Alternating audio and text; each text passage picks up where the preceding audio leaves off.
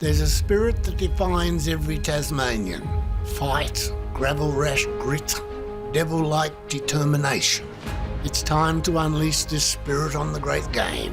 Without our boots on hallowed grounds, the AFL will never be complete, nor will we.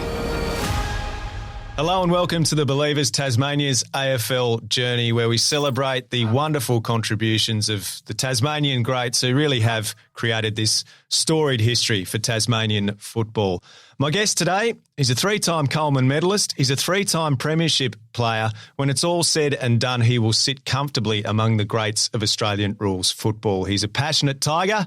He's a passionate Tasmanian. His name is Jack Riewoldt. Jack, great to see you. Hey, Al, how are you? Now, as I speak to you, mate, you have played last night. Yep. How do you pull up at the age of 33 the day after a game? Hey, I'm feeling a bit ratty this morning, just with the conditions. Obviously, a wet game of footy against Carlton, and the rain was just teeming down. I think for the halftime break, it actually stopped, and then we came back out, and I was playing on young Durden, who'd just been picked up by Carlton in the mid-season draft.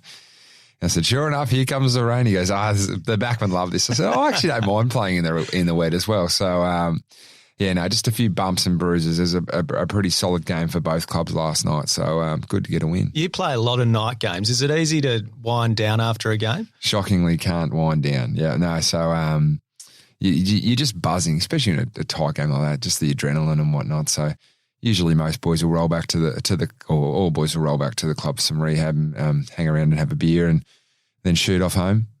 You talked about the conversations you were having with Sam Durden. Is that common that you will have a bit of a chat to your opponent at times? And is there ever anything amusing that comes out of those chats? A few. Like I quite enjoy watching other people's stories. So he obviously was an AFL listed player. He's gone back and played in the SANFL, and then now he's been redrafted again. So I enjoy asking them about that, saying, well, firstly, congratulations on getting back to the AFL.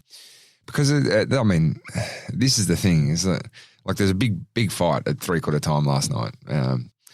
And sides would come away and fans would come away going, I bloody hate that player, blah, blah, blah. Let me tell you right now, the teams, whilst there's 18 teams, there should be 19, whilst there's 18 teams around the country, the differences between people at the teams, everyone's the same. Everyone is absolutely the same. You can go through and go, well, that person's the same at our football club if you step back and have a look at it all. So you get to, I quite enjoy the playing around the facets of that game and crowd interaction. Last night I got an absolute ear bashing from the Carlton cheer squad for 2 quarters. And none of it I could say on the air right now. They just absolutely gave it to me. But it's all part and parcel of the game. Yeah. Eastern Shore of Tassie. Yep. What does it mean to you when you think about the Eastern Shore? What sort of emotions does it bring up? Yeah, funnily enough, we're doing something at the club at the moment where you talk about your footballing journey and where you come from, and similar to what I was saying about AFL sides and not having much of a difference. Guys are presenting to the group about where they're from. I haven't done it yet, but like even Dimmer and coaches have presented and how similar the stories are for growing up and loving football and loving the area, and how, like I look at Tassie's a great example is, like, when I was young, the going outside of Tassie was a really big deal, coming over to the mainland, because everything you needed was in Bellerive. So I went to school at Montague Bay Primary. I used to ride my bike to school under the Tasman Bridge there. I played soccer at Wentworth Park as a kid, Edgeworth when I was really, really young in Warrane. My dad played footy at Bellerive Oval for the Clarence Football Club, and the change rooms or the social rooms weren't actually at the football ground. They were down in Petchy Street. So that was at the bottom of King Street where we live. So that was 150 metres away, and we used to go down there after the game, and Dad would have a few beers and we'd be running around having hot chips. The indoor cricket centre was only 200 metres away. Used to go to Pizza Hut there after indoor cricket. Bakehouse Chips wasn't far away, and in the end, my mum actually opened up a florist, and Dad had a cafe in that area as well for the Bellerive Quay. So my whole life sort of revolved around the Eastern Shore and specifically sort of Bellerive, Rosny sort of area. So I didn't really need to go too far else to appease a young teenage boy that had a love for sport. And did you always have a footy in your hand, or at least in winter? No, I actually played soccer until I was 12 years old. So I played early on for the Bellerive Bombers, and played a little bit with some friends there. But then went down the soccer path. Just Montague Bay was a big soccer school, and had a few friends who were playing soccer. So I played soccer for the most of my junior life. And then when I was 13, I went to St Virgil's, and that sort of got me into footy, and it was a really important time in my life because Rui, my cousin, actually got drafted to St Kilda that year. So I thought, I'll play footy on the Sunday and I'll play soccer on a Saturday. So that's what I did for a couple of years there, and my love for footy really started there. So playing up at the TCA for St Virgil's, they were aligned to Hobart at the time, and from there I really probably did have a footy in my hand, and it was only for the fact that whilst I was loved footy, I was really privileged that Nick was a part of St Kilda, because St Kilda was still playing home games in Tassie at that time. So I remember chatting to Grant Thomas after a game up at York Park, and he goes, "Mate, whatever you do, you've got to become a good kick on your left foot, and you've got to kick the ball 500 times a day." So I used to walk to school, and every third step I'd be kicking the ball back up to myself because of that one little bit of advice. And I like to think I'm a reasonably good kick on my left foot You now. are. So it's amazing how just a little snippet of advice. Now it may have been an off comment from Grant Thomas, just a little sort of throwaway line, but it stuck with me, and I sort of lived by that going forward. Were you any good at soccer? And I'm surprised, like, given your dad was a champion of the Clarence Football Club, that you went down the soccer path initially. Yeah, well, I don't know. I played a bit of Eastern Region and played in some state trials and whatnot. My youngest brother, Charlie, was a very good soccer player, but we used to love Monday nights on SBS at 7:30, Les Murray, when they do the EPL review from the weekend, and we were massive Leeds United fans because at the time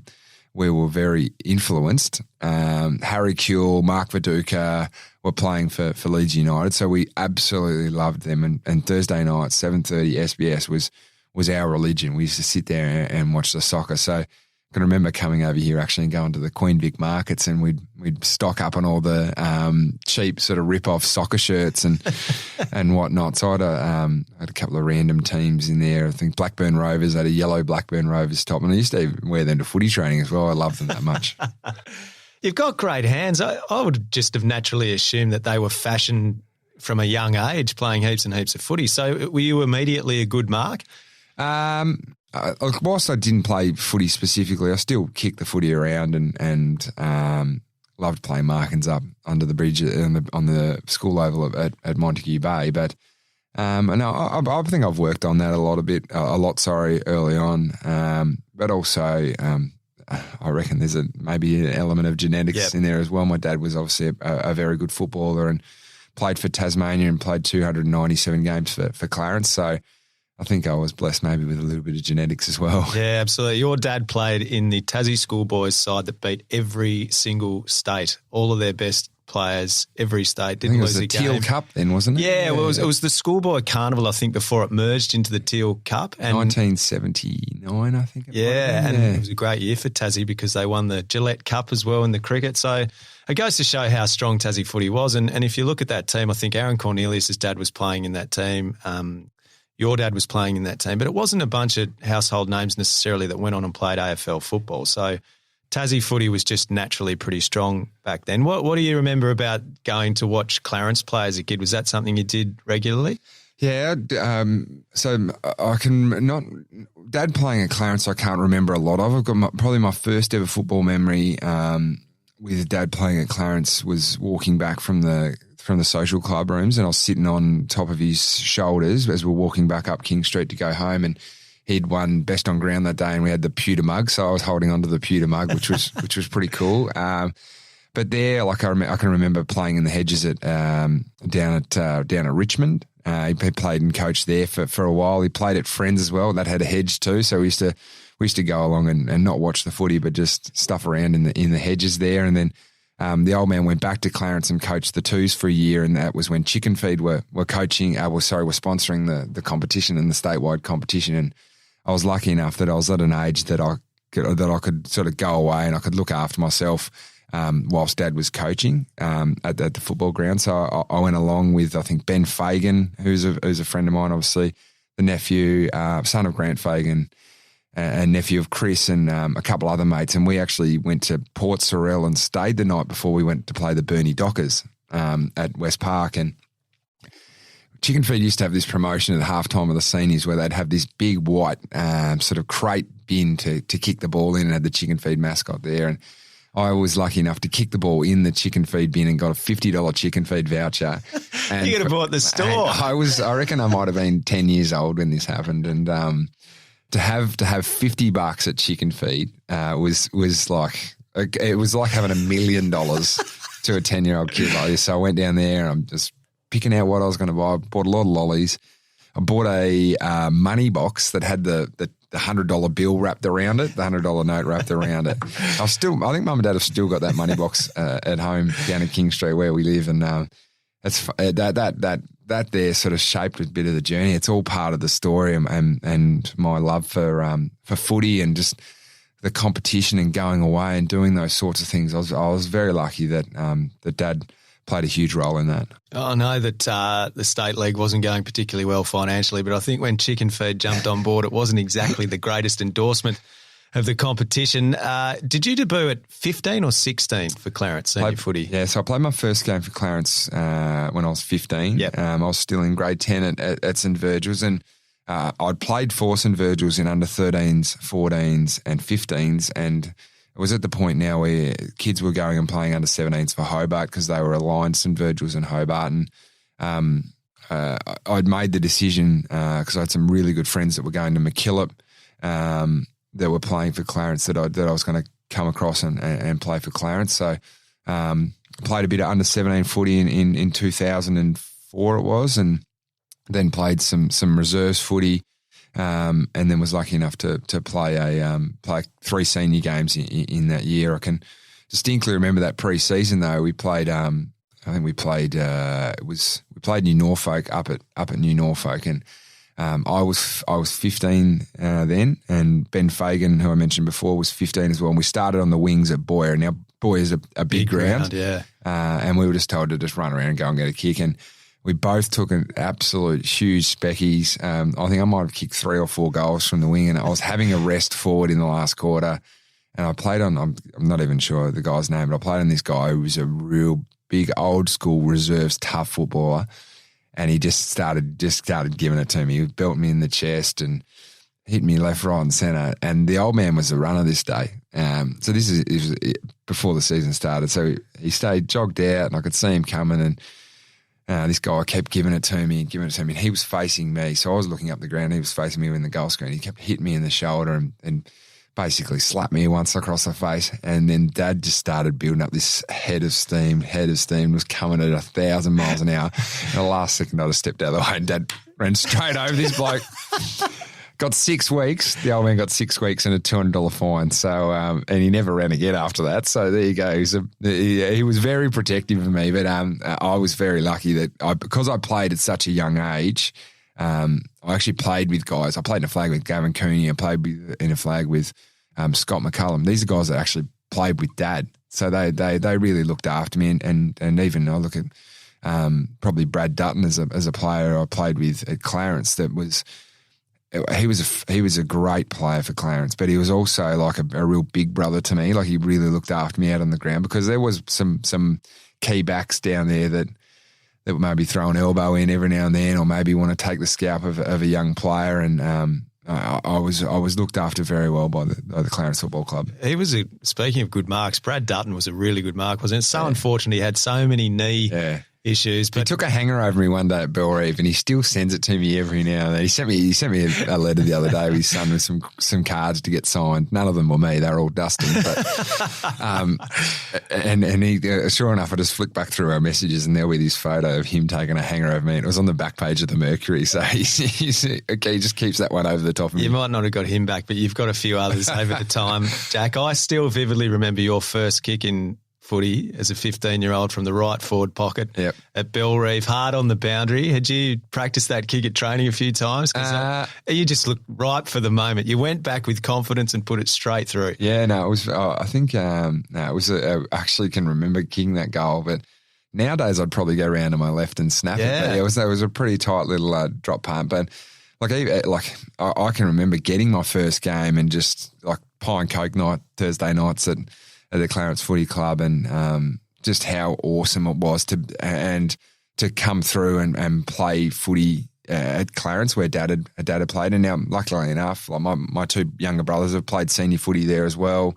But Darren Winter was coaching that year, so that was like, there's something about that, like the symbolism of Australian football and culture of football that kids go and play at their dad's football teams and play with men that played with their father. So it's the one thing that, I mean, we have the father-son rule at AFL level, but I firmly believe the more community you can build around your football club and make it, say, like yes, we're fully professional, but if you can just take that edge off being fully professional and get that community feel, say, semi-professionalism about it, you actually succeed more because people buy into that and they really believe in it. So I was lucky to live through that with the Clarence Football Club, a very successful football club for a long time, and certainly it's made me believe a lot more and helped me,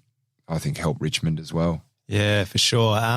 Tassie Devils in 2006, you got to play some games for the state in your draft year. How invaluable was that experience for you? Yeah, it was great. I broke my collarbone at the start of my draft year in 2006 on the eve of round one for the Devils. And I actually walked back home with a broken collarbone because Mum and Dad were out somewhere and I had to go back up the hill because we were training at Bellreeve and roll back up the hill. It was only sort of 300-400 metres with a broken collarbone. But that year was a really weird year for me because I played probably 5 or 6 games at TAC Cup level, and I played 8 games at VFL level as well. But early on I sat on the bench in the twos to qualify for finals for Clarence. But I mean, playing for the Devils was great fun. Like, it was so much fun because they were yes, there was the AFL, and we were obviously aligned to North Melbourne, but I mean, I looked up to guys like Brad Dutton, like Ben Beams, like Brett Gapin, like Ian Callan and Cameron Durley, these sort of guys that were VFL players for Tasmania. They were my idols, like Justin Plapp, Jason Heatley. I can remember going to North Hobart watching Jason Heatley play and just loving it. He was working for AFL Tas at the time, and I was a Saints supporter. And it was like that. They would like to go out there and play with your idols was awesome. And then to get that little bit of AFL experience as well with guys like Josh Gibson, Jade Rawlings, Troy Makepeace, those sort of players, like that was invaluable in my development as well. Yeah, the Devils for a while there was so successful, 12,000 at a final at Bellreeve, that kind of thing, and it was, you could see it. Yeah. It was there in your back. We wore the map one day. We actually wore the map, and Tassie people may remember when Johnny Hay was playing for North Melbourne and came back and played a few games, and he was under the pump a little bit and whatnot, and then he kicked a big torp from sort of 70 metres out when we were wearing the map, and I think he got in trouble maybe a couple of weeks before that, and just everyone got around him because he was having a shocking run. Yeah. But all of a sudden he kicked this goal, which was just this huge eruption of emotion in the middle of the ground. It was a really great moment. Yeah, absolutely. Your passion for Tassie to have its own AFL team is clearly very strong. Why does it mean so much to you?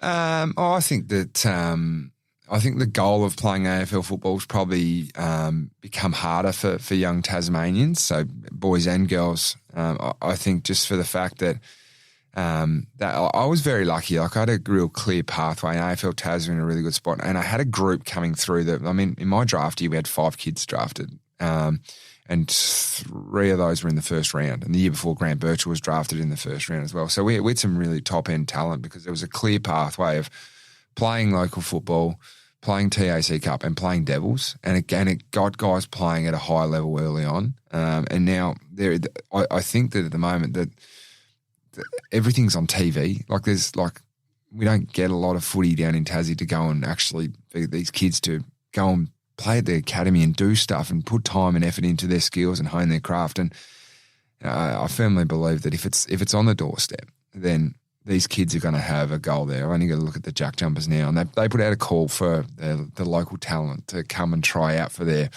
local league player, which last year was a Tassie guy playing for the Jack Jumpers. They're going to be inundated with people wanting to go and play basketball. 3 kids are representing Tasmania, representing Australia. 3 Tasmanian kids are representing Australia, the under-19 basketball tournament at the moment. That's 3 kids we've missed out on to play AFL footy, and that's it's got to be there. It's got to be right in front of their noses. They've got to develop a love for it. Or they've already got the love, but they've got to develop this love for this team and this clear pathway to know that they can play AFL in their own state. Yeah, unfortunately, as wonderful as your career's been, I think when we get this team up from Tassie, you're going to be working in the media probably. What would it have meant to you to have had the opportunity to play for Tasmania? Look, it would mean everything. Like I'm a fiercely loyal person, and I like to. That's if I was to attribute one trait to myself, that's the one thing I want people to say about me is that I'm loyal. And I've been at Richmond now for 16 years. The only way I would ever waver from playing for Richmond would be to play for Tasmania. There's just how it is, and they're probably the 2 biggest things in my life. There's an element of now I've had a really lucky and great. I shouldn't say lucky, but I've had a great career at Richmond, and I've been very. I've been very lucky to play in some big games and play for a great club and play in some premierships, but. There's a loyalty back to Tasmania, and when the time does come and we do get our side, like whilst I probably won't be playing, I can nearly categorically say that I won't be playing.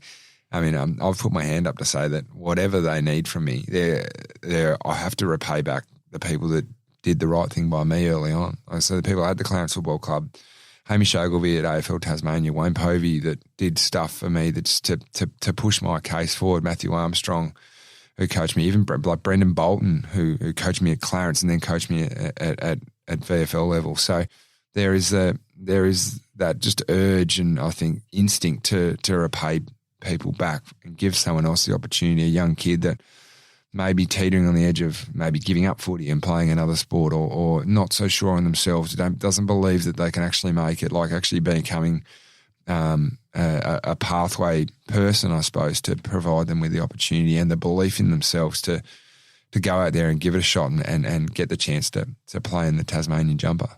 I want to talk to you about Richmond and your experiences there because you went through some interesting times. There were periods where the team wasn't particularly good. There were periods where you made finals and bowed out in the first weeks, and then you struck gold. There was some sort of magic potion that overcame the club. I want to find out what exactly happened in 2017 to set you on a path to greatness. But you did touch on your loyalty to Richmond. There was a time just before that golden period, wasn't there, where you were coveted pretty closely by Essendon and they came hard for you. And you at the time weren't part of the Richmond leadership group. Richmond had just finished 13th.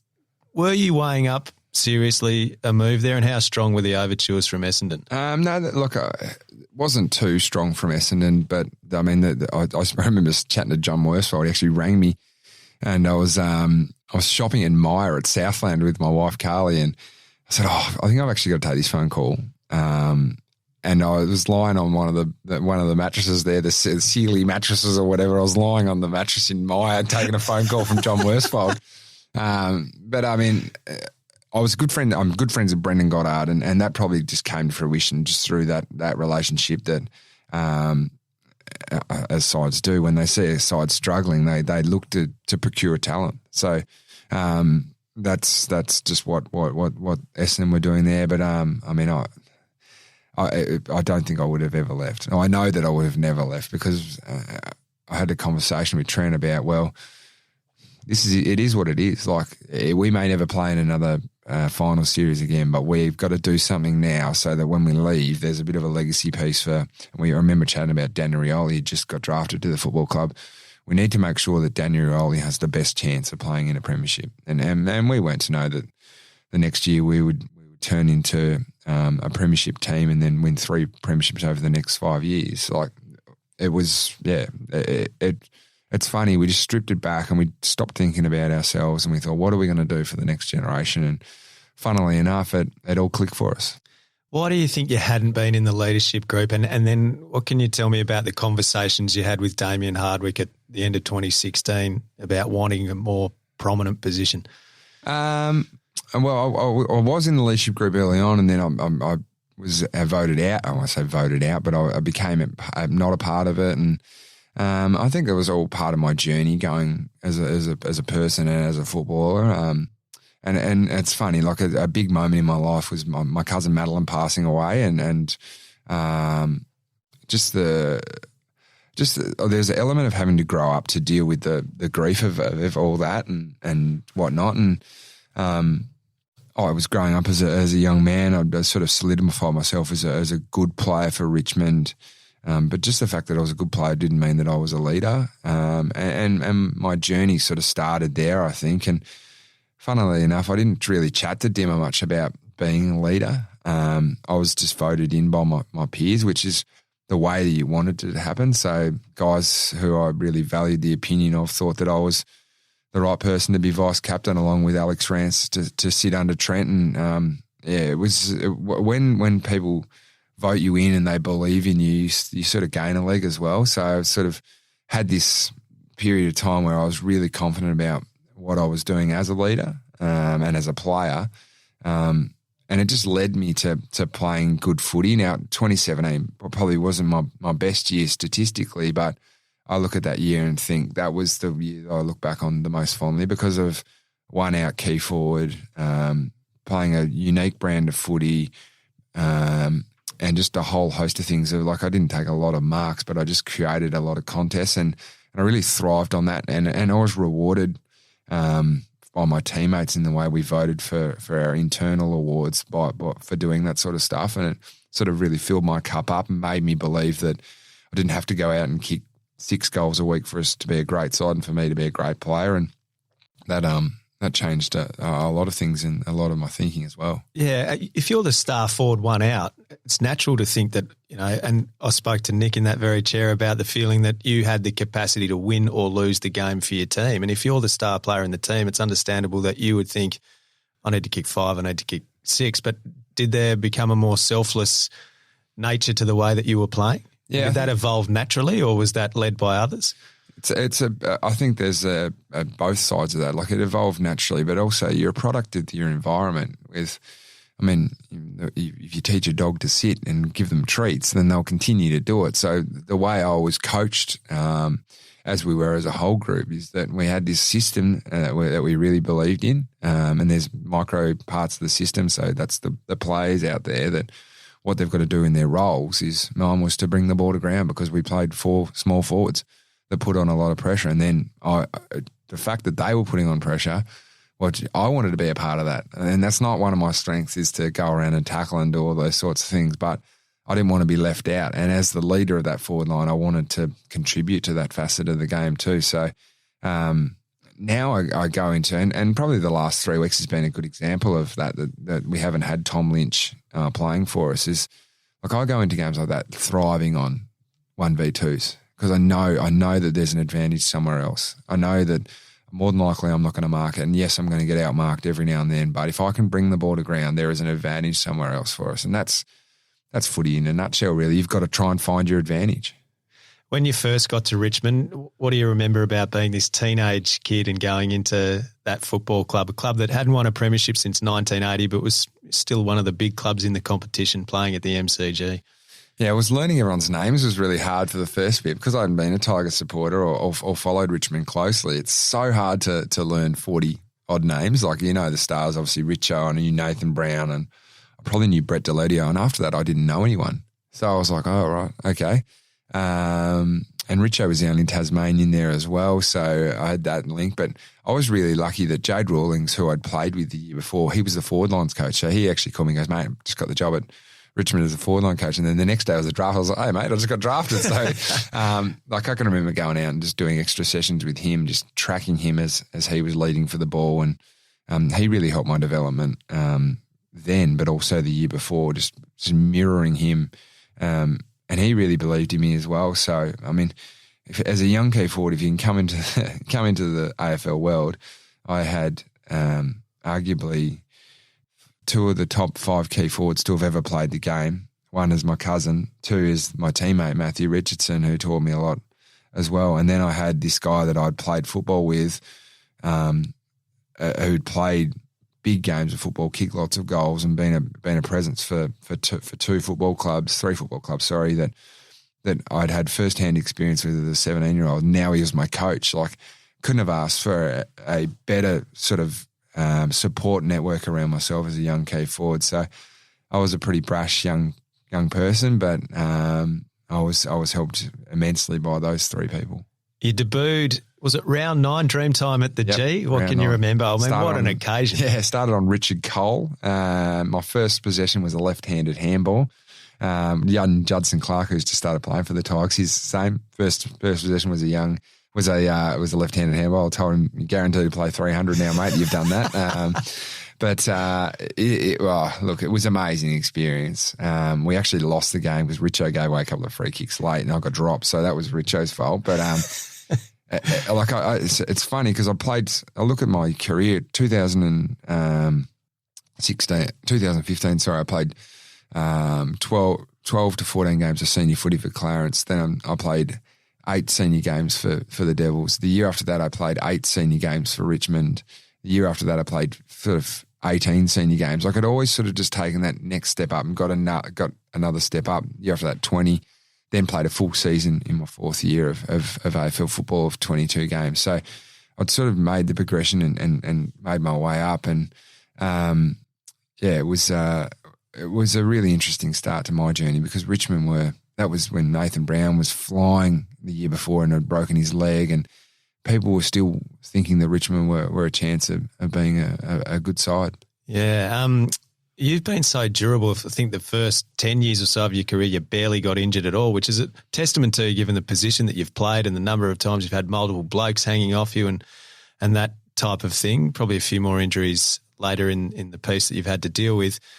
2013, 14 and 15. So after that period when people think Richmond are on the up and then it falls away, but you come again in 13, 14, 15 and get beaten in the first week of the finals each year. You've touched on sort of what changed a little bit, but what do you think most allowed you to take that next step in 2017 after missing the finals in 2016? I'll put it purely down to connection, I think. Probably 2 things. I think Dimmer changed it up a little bit and sort of looked at the list demographic and we had 1 key forward and we played a lot of smalls and we felt we had some really good young small forwards. And we went through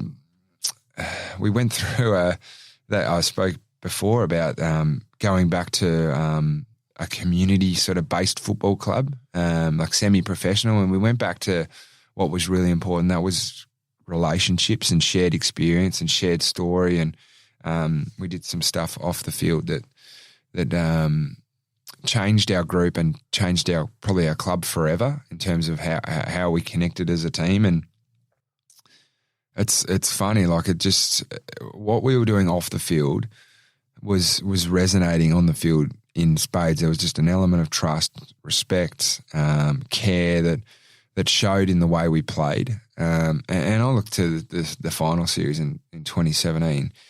Now we played great footy through that final series, some of the best footy we've ever played. But you're going really well when like meetings were just like they just went to clockwork. It was so good. Like training was just absolute clockwork, and we were just in this huge sweet spot of just everything we were doing was perfect. And perfect's not a word that we like to use at Richmond. We speak about playing imperfect, chaotic football, but like in our eyes, that the way things and the mechanism of just even the day-to-day life was just perfect.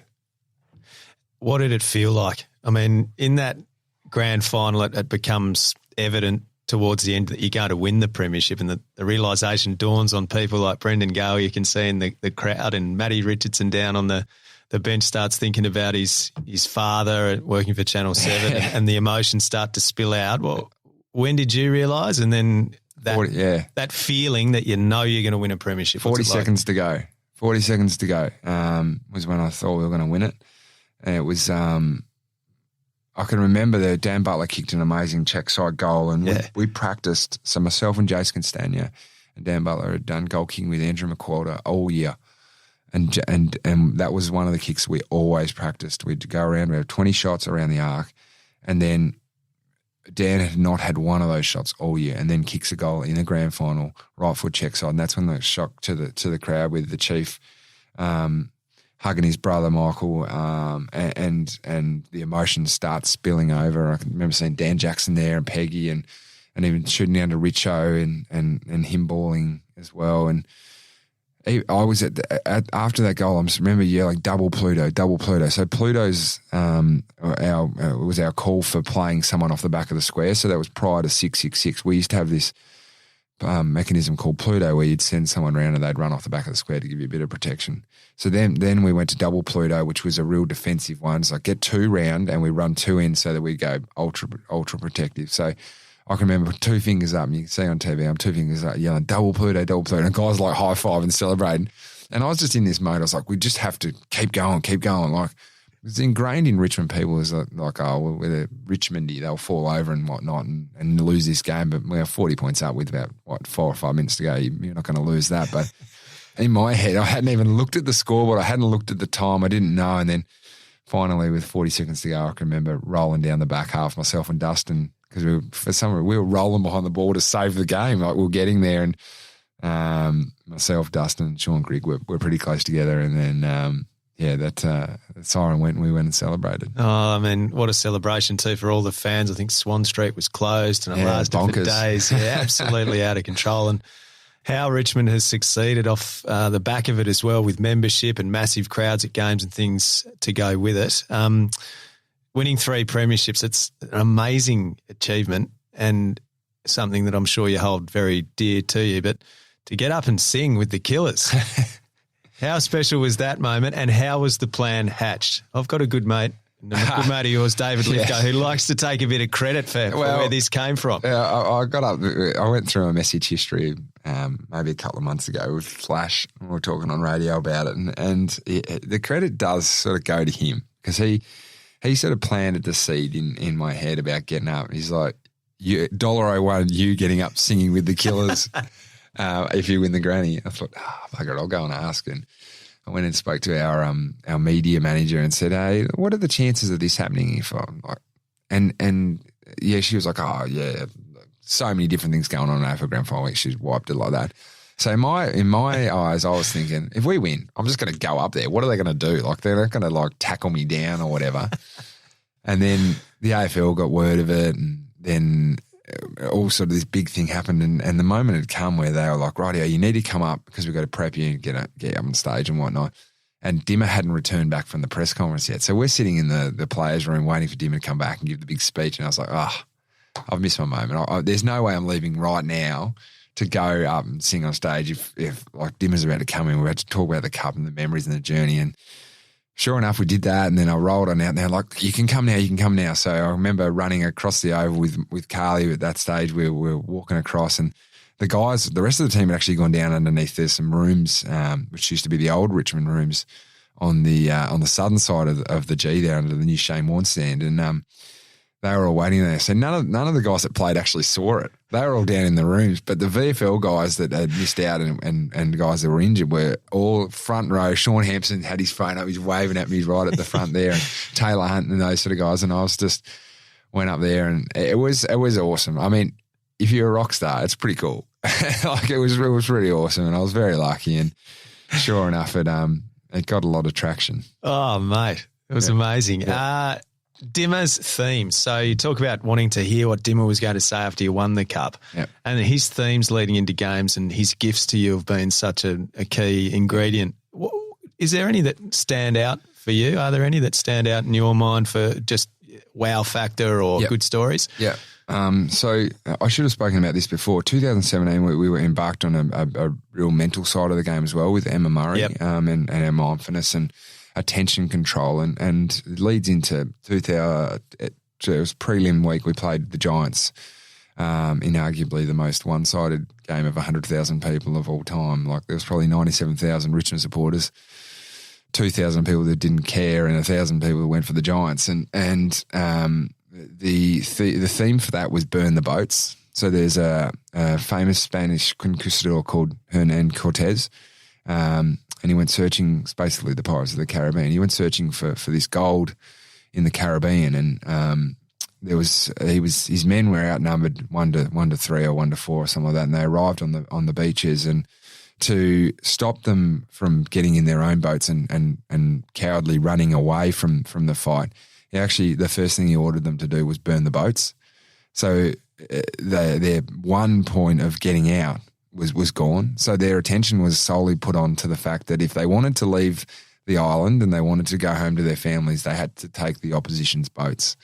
So that was our thought. We spoke about burning the boats. Spoke about the only way forward is through these guys. They've got something that we want, and we wanted to go to the grand final. We wanted to have a chance at winning the premiership. So Hernan Cortez burned the boats. Fantastic. Yeah. So what a great theme. Yeah. Grand final. We spoke about climbing Everest, and that was the sort of the main theme of the finals was summiting Everest.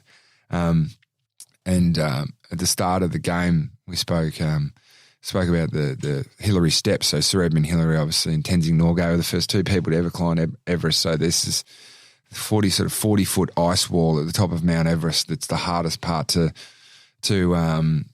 climb, and it's called Hillary steps. So that last little piece before you reach the pinnacle, and the theory behind that is that whilst a lot of people will get to whatever it is in their life, they get to that pinnacle, and they're right to the pinnacle, and they start looking at the top, and they forget about the process. They forget about putting their feet on the most treacherous part of your journey, one foot in front of the other.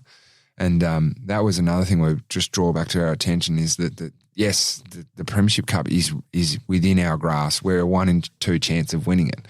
But if we focus on the outcome of the scoreboard, the winning the cup and everything that comes with it, then we'll stumble because we'll forget about the journey and the process and doing everything right. So that theme was really relevant. Even at halftime, you can hear in some of the audio of grand finals, and I know the AFL put out a really great series of the box audio, and just even in change room audio, you can hear guys yelling out 20 feet to go, 20 feet to go, and that was that actually sort of set off a few themes for years following that. So summiting Everest was great in grand final week too. 3 premierships in 4 years. It's put you up there with the great teams to have ever played the game. And now you're going through this sort of refurnishing in a way, and that some of you older guys are still there from the premiership teams, and now you've got these young guys coming in and adding enthusiasm and excitement. For you as a senior player within that team, what is it like seeing this regeneration? It's been really good. It's like we've got all this old furniture, and we've just gone and taken it down to the seamstress, and we're throwing new fabric on it. But look, I think the club's in a really good position moving forward. Like there will be a period of time over the next little bit that'll be guys like myself and Trent and Shane Edwards and Kane Lambert will probably start to leave the football club. But the fact that we're, I think, credit to our recruiting team is that we've been pretty savvy with our trading forward in picks. And last year we had 5 picks inside 32 or 33. Sam Banks, young Tasmanian boy, was taking a pick 30, I think, for us. So we've got that next generation of player there that we believe in. And again, this year we've got a couple more picks again that are going to be fairly high up that are linked to, say, North Melbourne's finishing position and trades that we've done where we haven't looked to just go, oh, well, we need to go all in now and have another crack. Let's believe in what we've got, but let's also look to, as you say, refurnish. So, it is a really exciting prospect, and there's nothing better than young kids coming in and playing good football. So, my favourite player at Richmond is Liam Baker, and I think he's everyone's favourite player at the moment. Yeah. He's had an unbelievable month of football, and we wish we had 3 of him so we could play him all over the ground. But very, very, very coming in at second place, and he's probably overtaken his uncle. So Daniel Riewoldt was my favourite player before Liam Baker, but now Maurice Riewoldt, when he plays, I walk so much taller because I get so much joy out of him playing football for Richmond. Obviously, he's got a great tradition there, but he is always smiling. He's a great young man. I've known him for 4 or 5 years now.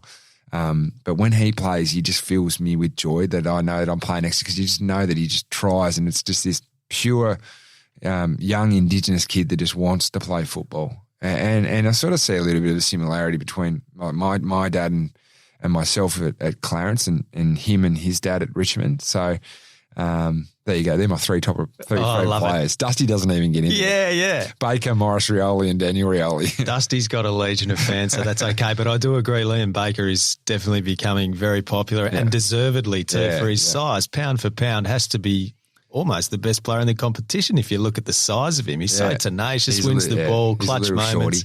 Yeah. But he's turned into a great player. I mean, he's a rookie pick. Yeah. And even looking at that with our list demographic, Kane Lambert, rookie pick.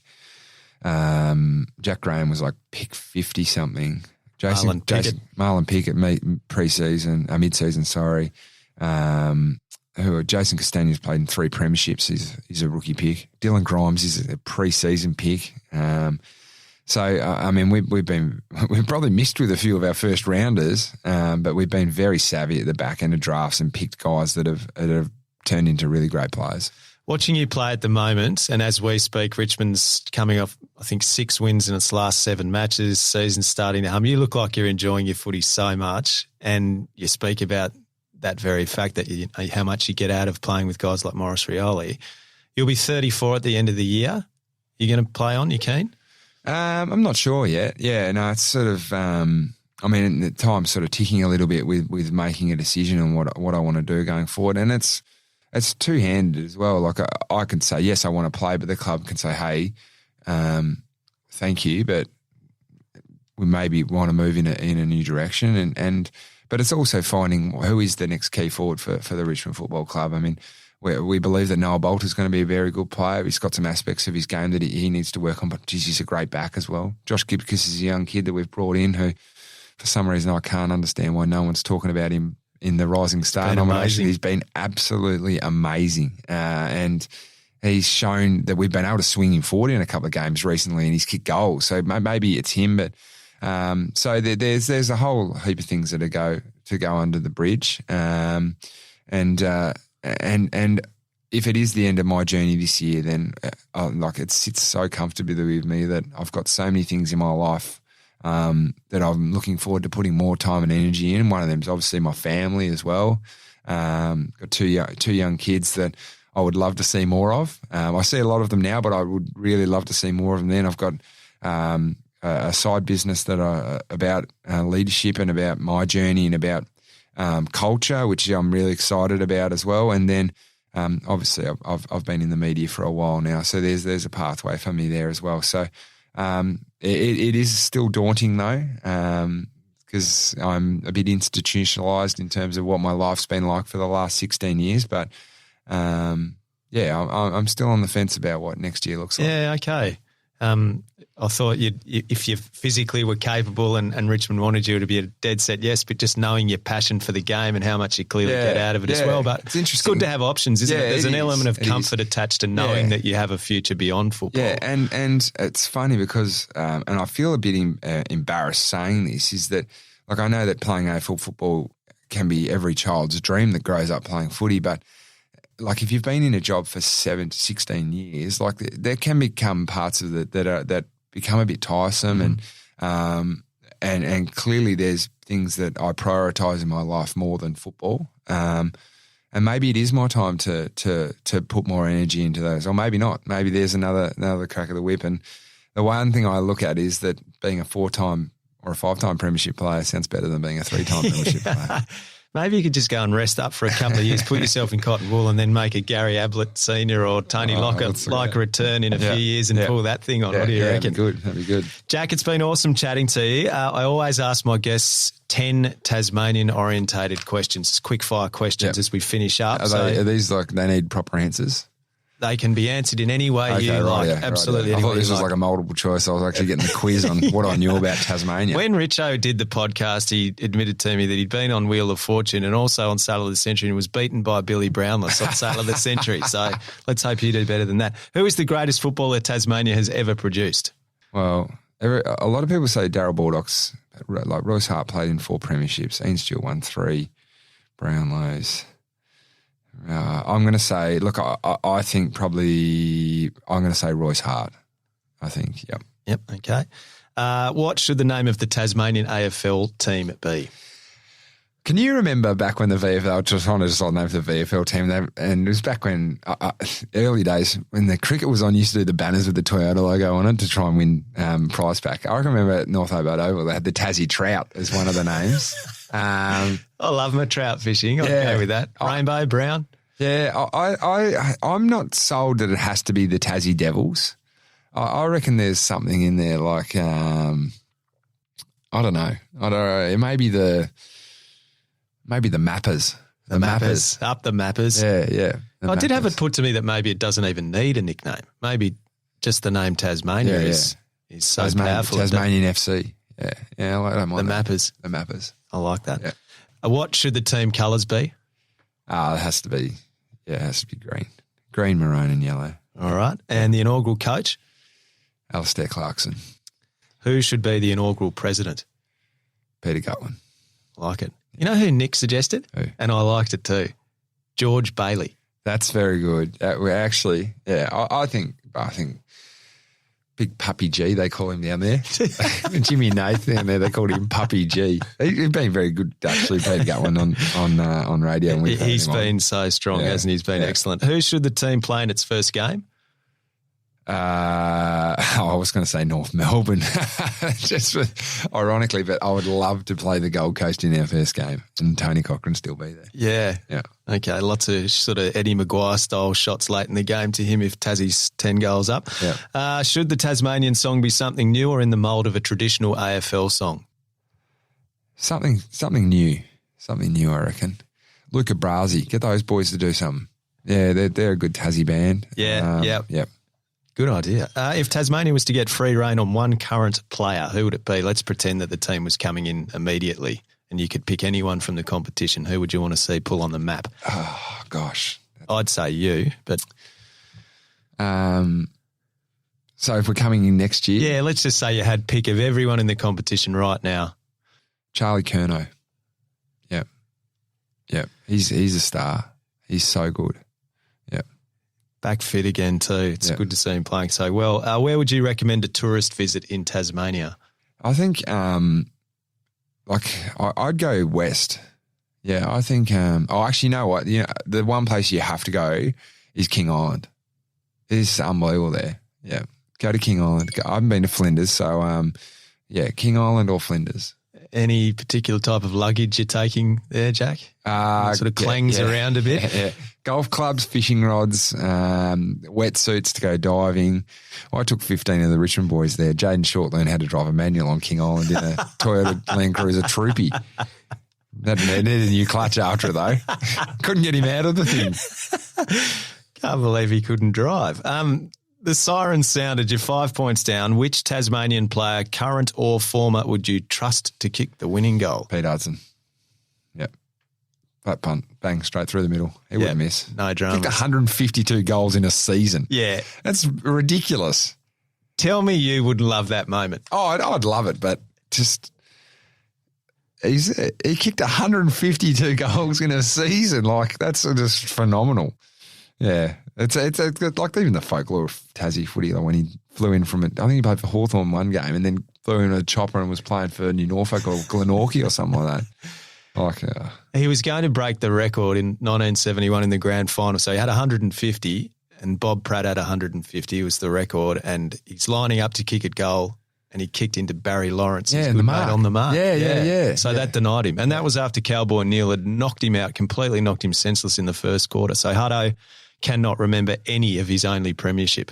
Oh, my 1971. Gosh. Oh, my gosh. Jack, honestly, you could chat to you all day, mate. It's been such a treat. Just lastly, Jack Riewoldt, are you a believer? Do you believe? I believe more than anyone, I think. Yeah, I'm a genuine believer. Even in the current climate where we've got some friends over here in the media that actually they work where you work, Al, that are pushing a different agenda, but I could not be more of a believer. I'm with you. Great chatting, mate. Thanks, mate.